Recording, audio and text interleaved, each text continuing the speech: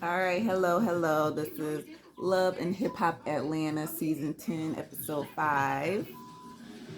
Does it have a title? I don't think so. Okay, so we actually start off with the death of DMX, RIP. Rough Rider stand up. Um, yeah, he passed back in April, so okay, this is only filmed a couple of months ago. And Kurt, being from New York, he got a call from Al Capone. I believe that's like a rapper producer out in New York. And they did a whole, as we know, they did like a whole big old DMX celebration, a whole big uh, funeral thing where all the people who like to ride them four wheelers, the motorcycles, and all that stuff, basically DMX made all that like famous, even though it's what they was people was doing that shit in the streets. Like it's like a culture thing depending on where you're from. And definitely if you're from New York, y'all know about it, right? Michigan is not really like that big. We just like the cars, right? Anywho, so Kirk, his son, they got Safari. They fly into New York to and enjoy that celebration and be involved. Then we got a new character now. Is Rennie something? I forget the second part of her name, but Rennie something. She's a rapper. Beautiful. She looked kind of tall, look tall, thickums, maybe not. But yeah, pretty cute girl. She got what, 3 kids. She's from South Carolina. She got big off TikTok, doing little songs here and there.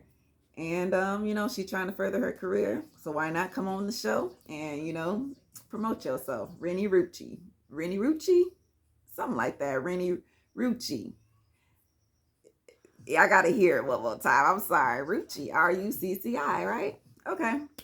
And so basically she's trying to figure out like how does she balance her, well, she actually figured out how to balance her home life and her rapper life. She needed to figure out how to balance her home rapper life with her boyfriend. He's another rapper, Fugazio, Fugazo, Fu, Fugazio, Fugazio, Fugazio. Okay, so he is an upcoming rapper like she is. And unfortunately, he done got himself arrested and doing 5 years on lockdown.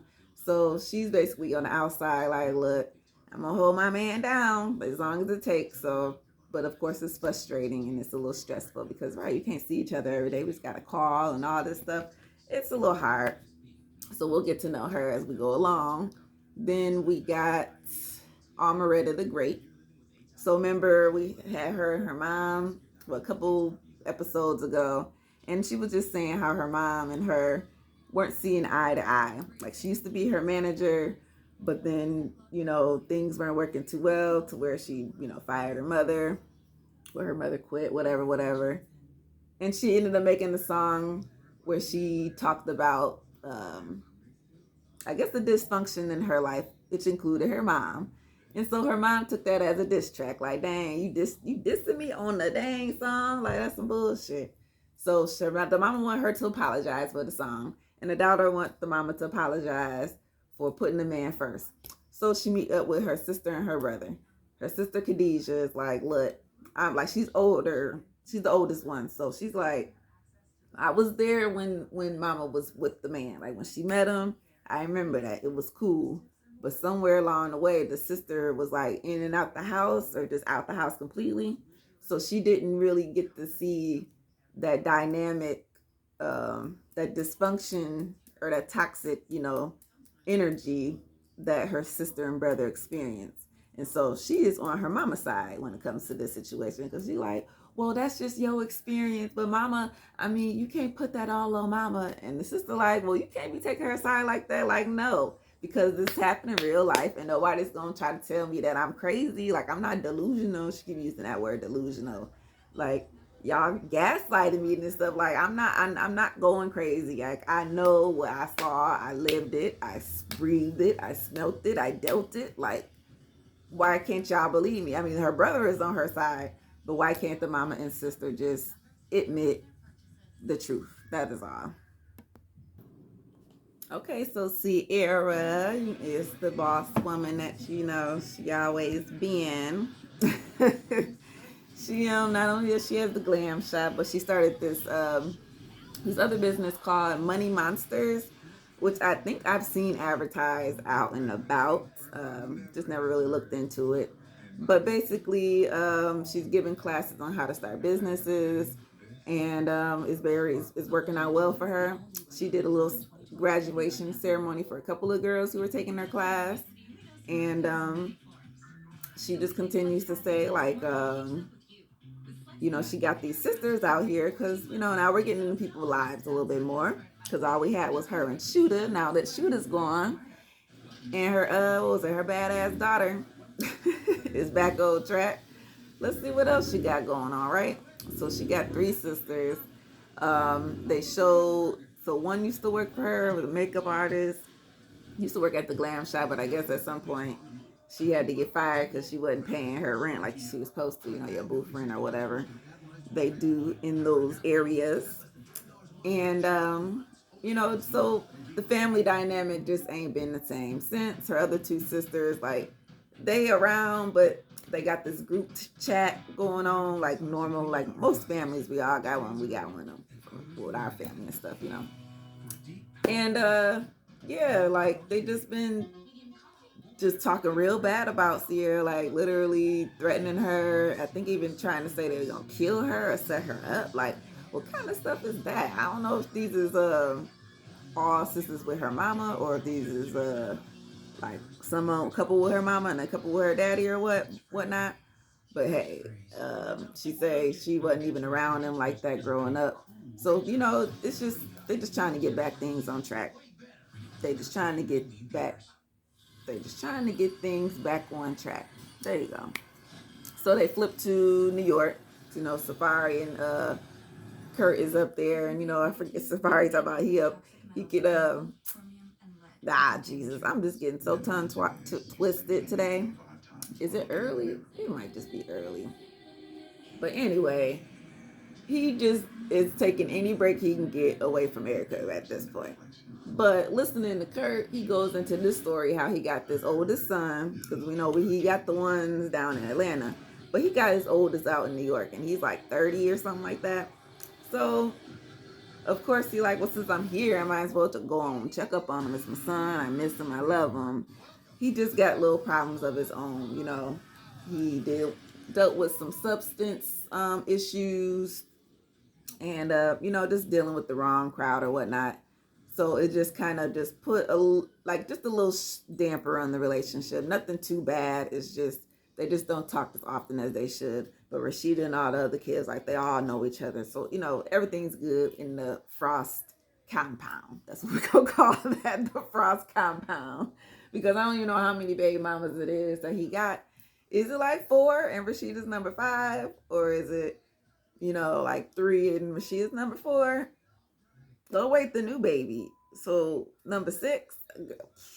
Well, she be number 5. The new baby will be number 6. And basically, Safari is sitting here listening to Kurt, and he just goes on to say like, well, me and Erica have been having our issues and all, but I'm gonna have a son, so I don't want to necessarily have a bad relationship with my children.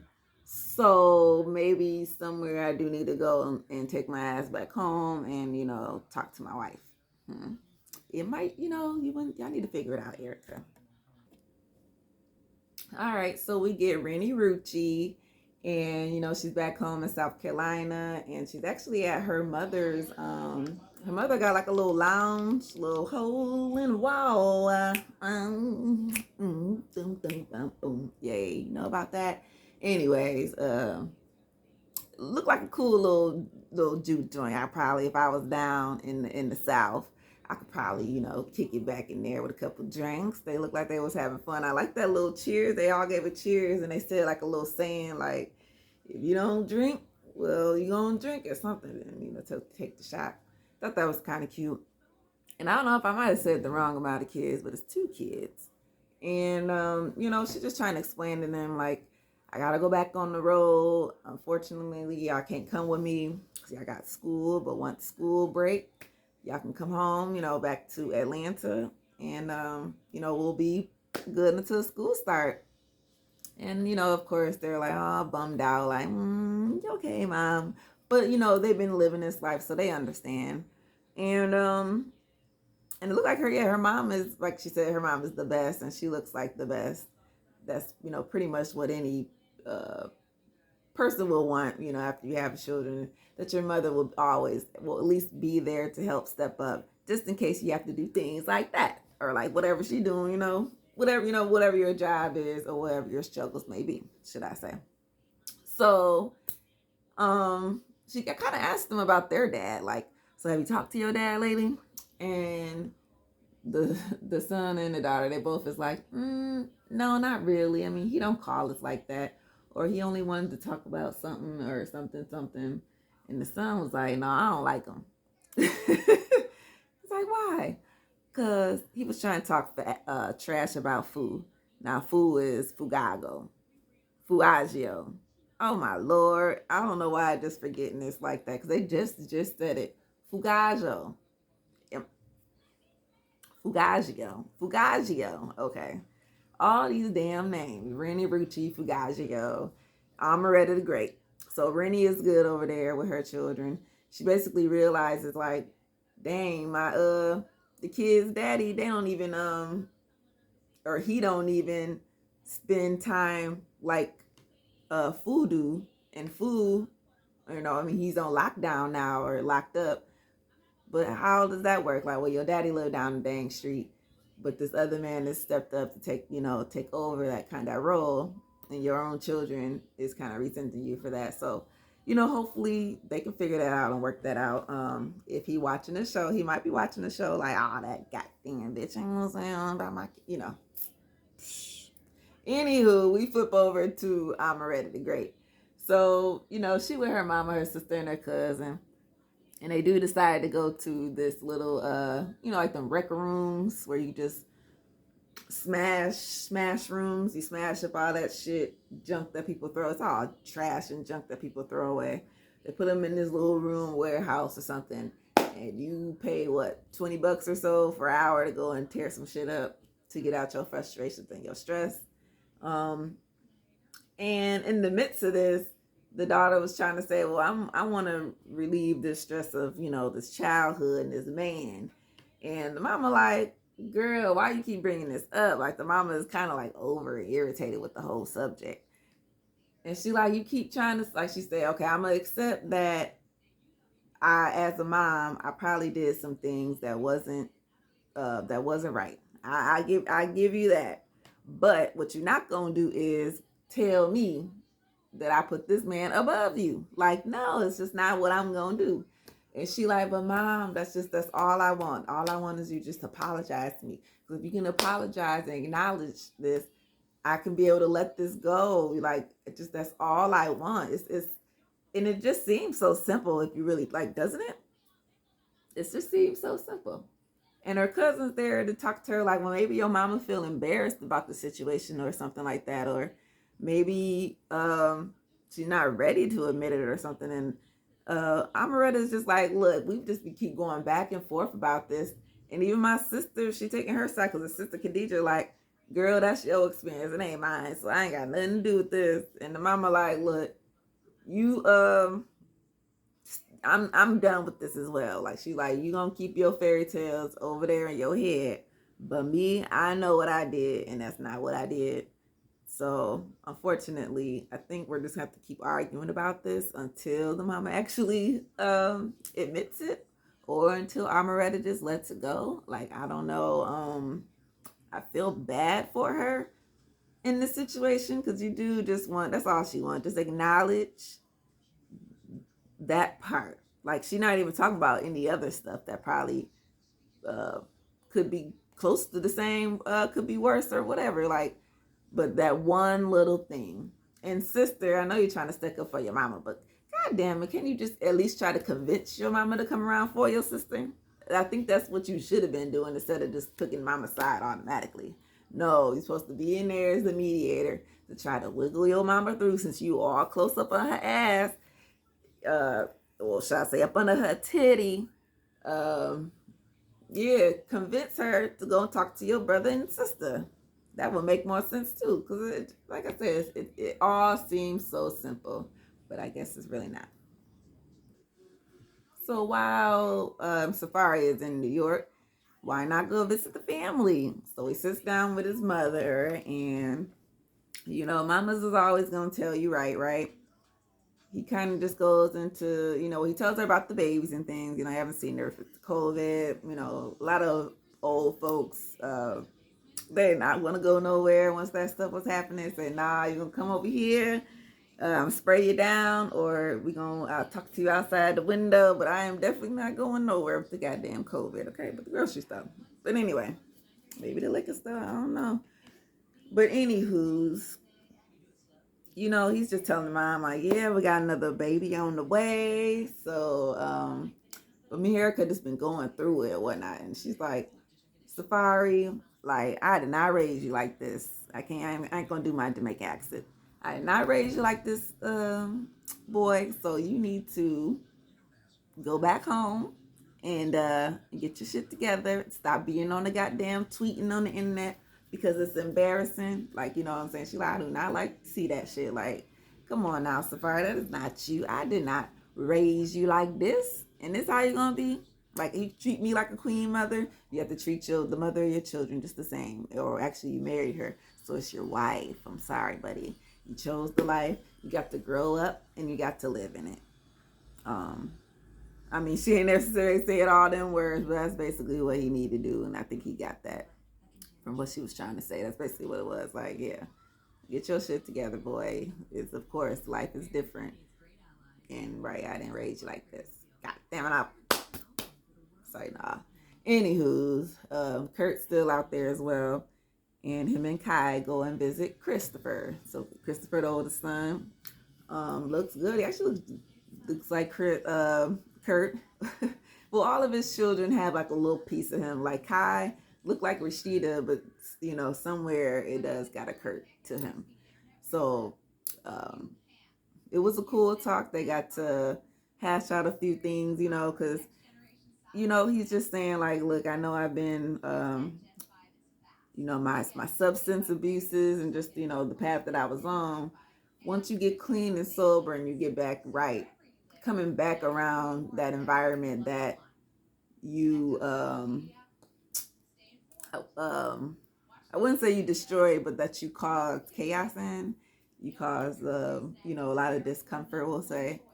um it's really not comfortable because now you don't know how do they feel about you, knowing that they used to feel bad about me or whatever, but now that I'm good, like it's just weird and a little embarrassing. But as his dad, he says, I will never turn my back on you. I will never ever do that. You're my son. I love you. And hey, we just got to get back on track. Like, you come on down to Atlanta. Like, we visit. Just come on. You got to, visit your other brothers and sisters. And you got one more little baby brother that you probably ain't never met. And yeah. And it was actually pretty to see. Kurt got to see some grandchildren that he had. And I already say his son looked good, like he's on the right path, and hopefully that they can keep their family strong. Because I think that whole Frost compound, they are pretty. Once they all on track, they are pretty good. I think Rashida and Kurt does a really good job with keeping their kids and things like intact in their own little unit there. Like I think that is one thing that Rashida and Kurt does very well. They are great parents. Like I will say that. Good parents, guys. All right, so I got that wrong. My bad, Sierra. I thought your mama was your sister. Your friend was your sister. That's why I said, was it the same mama or the different daddies? Okay, so now you got four sisters or whatever, and then with your mama and daddy. Okay, I got that. So they meeting up. They gonna come to her house. Her friend and hers doing like a little crab boil type deal, dinner, lunch. So she like, all right, hope these girls gonna get here. We're gonna talk to them. We're gonna try to figure this thing out. So the mama brings the twins. The other sister wasn't there, but she said, well, hopefully they get the message and they can go back and tell her.